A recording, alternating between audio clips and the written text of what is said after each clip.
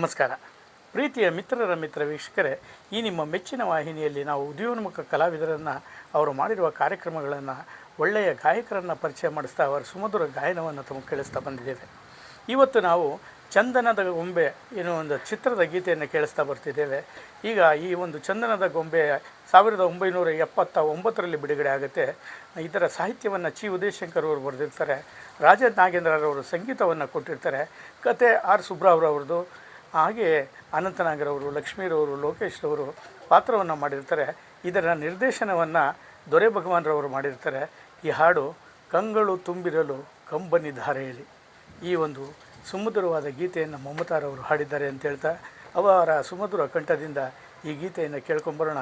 ಚಿತ್ರ ಚಂದನದ ಗೊಂಬೆ.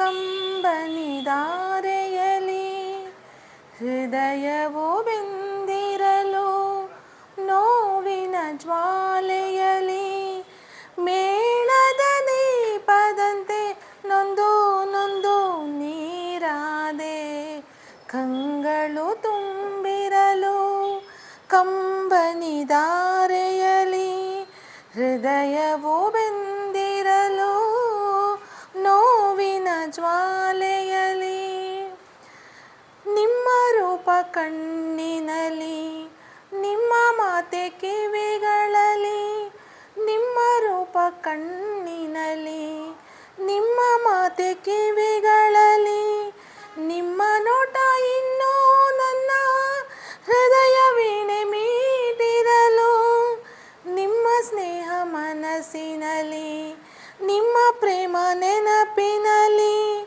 ನಿಮ್ಮ ಸ್ನೇಹ ಮನಸ್ಸಿನಲ್ಲಿ, ನಿಮ್ಮ ಸ್ನೇಹ ನೆನಪಿನಲ್ಲಿ, ನಿಮ್ಮ ಮುದ್ದು ಕಂದ ನನ್ನ ಅಮ್ಮ ಎಂದು ಕೂಗಿರಲು, ನೊಂದ ನನ್ನ ಜೀವ ಇಂದು ಏನೋ ಸುಖ ಕಾಣುತ್ತಿದೆ, ಕಂಗಳು ತುಂಬಿರಲು ಕಂಬನಿ ಧಾರೆಯಲಿ ಹೃದಯವು ಬೆಂದಿರಲು, ನೋವಿನ ಜ್ವಾಲೆಯಲಿ.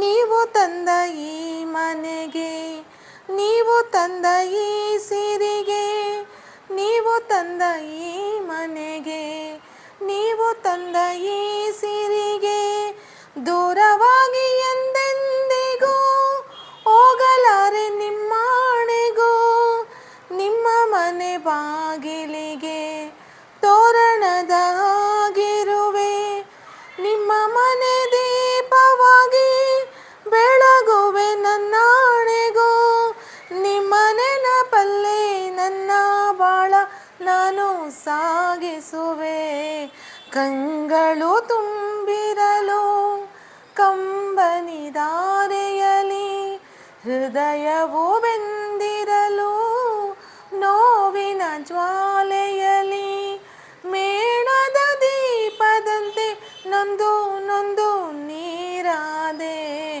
ಕಂಗಳು ತುಂಬಿರಲು ಕಂಬನಿ ಧಾರೆಯಲಿ. ಹೆಚ್ಚಿನ ವಿಡಿಯೋಗಳಿಗಾಗಿ ಮಿತ್ರರ ಮಿತ್ರ ಚಾನೆಲ್ ಅನ್ನು ಸಬ್ಸ್ಕ್ರೈಬ್ ಮಾಡಿ, ಬೆಲ್ ಐಕಾನ್ ಒತ್ತಿ.